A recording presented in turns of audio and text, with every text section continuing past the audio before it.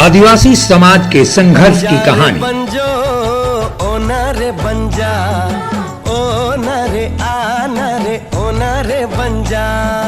हमारी भी तमन्ना है कि तू डॉक्टर बन के हम सब गाँव वालन की सेवा करे। क्या तुम्हें झारखंड के सभी सिनेमा घरों में 22 फरवरी से चाहे कुछ भी हो जाए। ये गांव हमारा, ये गली हमारी, ये कस्बा हमारा, ये काम हमारा।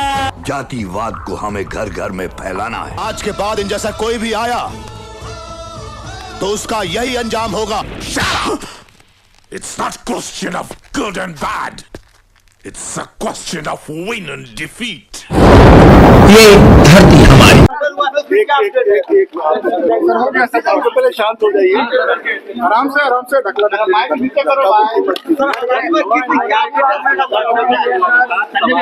पुलिसिंग पर राज्य सरकार पर ऐसा है कि दो घटनाएं घटी हैं। एक रांची में फायरिंग इंसिडेंट हुआ और एक हजारीबाग में एक एनटीपीसी के डीजीएम का मर्डर हुआ है।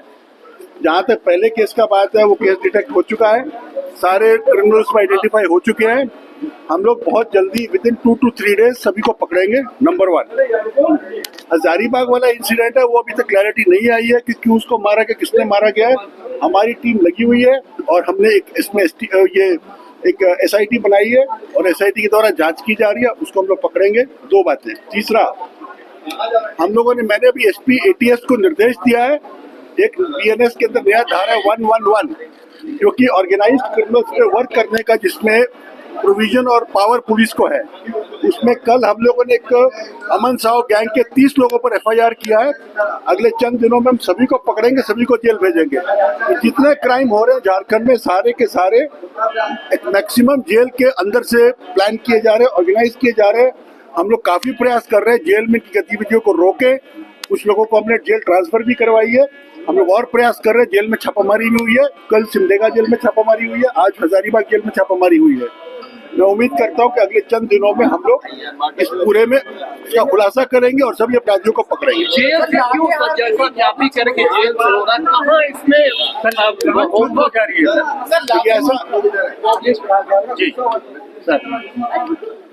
ऐसा है कि जेल के अंदर से जो 3 बड़े गैंग हैं, विकास तिवारी, अमन श्रीवास्तव और अमन साव, यही 3 लोग हैं जो इसमें लगे हुए हैं। ये लोग वर्चुअल नंबर्स क्रिएट करके विदेशी नंबरों से व्हाट्सएप से कॉल करते हैं, जिसमें थोड़ी सी टेक्निकल लिमिटेशन हमारे पास में रहती है, परंतु हम लोगों ने इसमें ब्रेक थ्रू कर लिया है। इसके पीछे कौन लोग हैं, सब चिन्हित हो गए हैं। मैं उम्मीद करता हूं कि बहुत जल्दी हम सबको पकड़ लेंगे और ये पूरा का पूरा धंधा और सिलसिला बंद हो जाएगा। ओके, ना होगा पथराव, मदरसा से होगा, मस्जिद से पथराव होगा। भाई ये सब तो पहले से ईटा और गिट्टी और पत्थर जुगाड़ करके छत पर रखते हैं ना, पता नहीं क्यों चिड़े भाई। और ये सब बात हम लोग बोलते हैं ना तो इसको दूसरा रूप में लेता है। अरे भाई, मुझे याद है उस समय मैं कोई विधायक नहीं था, पार्टी का कार्यकर्ता, एक पदाधिकारी होने के नाते काम करता था। तो मुझे अच्छी तरह याद है कि जुल्फिकार अली भुट्टो को पाकिस्तान में फांसी पड़ी तो यहाँ के लोग जुलूस निकाले, फसाद किया। मुझे याद है कि सलमान रश्दी ने कोई किताब लिखा। अरे भाई, सलमान रश्दी कोई इंडियन भारतीय नागरिक नहीं है। अब वो किताब लिखा, अब किताब लिख रहा है, कहीं पथराव हो रहा है, यहाँ पर तोड़ फोड़ हो रहा है, यहाँ पर पता नहीं। ये जिहादी तत्व जो है ना, पता नहीं सुधरने के लिए तैयार है।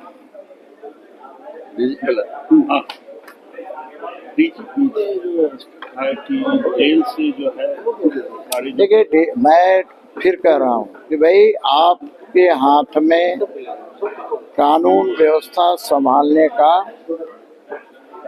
पावर है। आपको, आप DGP हैं, डायरेक्टर जनरल ऑफ पुलिस, और आप यदि इस तरह की बात कहेंगे, कानून व्यवस्था सुधारने की बजाय ये कहेंगे कि जेल से इस तरह की जो प्लानिंग बनती है वहीं से अंजाम दिया जाता है, तो आप कर क्या रहे हैं?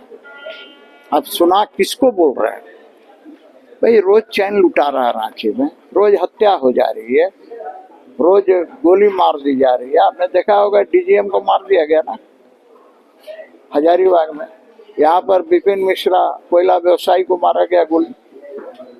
अभी हमारे गांव के बगल का एक है शिव दुबे, उन्होंने मुझे फोन किया नरसू और कहा कि देखिए ना, मैं 5,29,000 रुपये डाल्टेनगंज से बैंक से निकाल के रोड से इस पार से उस पार हो रहा था। 2 लड़के आए और लूट के चले गए। यहाँ रोज चैन छिनताई हो रही है। और उसके बाद आप कहते हैं भाई मैं तो दिन रात देखता हूँ ना, मैं बाहर से नहीं आता हूँ ना, मैं रांची शहर के अंदर रहता हूँ, मैं रोज देखता हूँ कि भाई ये पुलिस वाले की क्या भूमिका होती है। सिर्फ और सिर्फ वसूली होती है।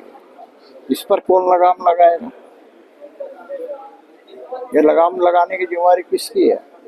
भाई मेरा थाना ठीक से काम हुआ। आज रांची के अंदर जितना ड्रग्स वगैरह बिक रहा है, ये कौन बेचवा रहा है? सारा का सारा थानादार बेचवा रहा है, क्योंकि उन्हें सप्ताह मिलता है, माहवारी मिलता है। नहीं तो थानेदार को पता नहीं है कहाँ वेश्यावृत्ति होती है, कहाँ अवैध दारू का चुलैया दारू होता है, कहाँ पर गांजा भांग चरस तरह तरह की जो नशा के सामान है कहाँ बिकते हैं। किसी थाना को मालूम नहीं है, सबको मालूम है। उसके बाद भी वहाँ हो रहे हैं तो बड़ा मुश्किल है। आज ही कल रात को ही मेरे पास एक फोन आया है हमारे ही क्षेत्र से कि भैया लाइट खराब हो गया, उसको ठीक करवा दीजिए ना। लड़का लोग रात में बैठ करके यहाँ पर वही सब चरस और गांजा पीता। तो मेरा कहना है कि भैया पुलिस को क्यों नहीं ध्यान दे रहे? और चाहे डीजीपी चाह जाए, एक दिन में कोई थानेदार नहीं बचेगा, लेकिन भाई साहब नीचे से ऊपर तक बात समझ गए होंगे। जब टूटती है आस, जब थकती है सांस, जब रूठते हैं अपने, मुंह मोड़ता है जमाना, जब अंगड़ाई लेता है संकल्प, फिर बनती है कहानी, बनते हैं अनमिट निशान। देखिए मेरे साथ संघर्ष की दास्तान।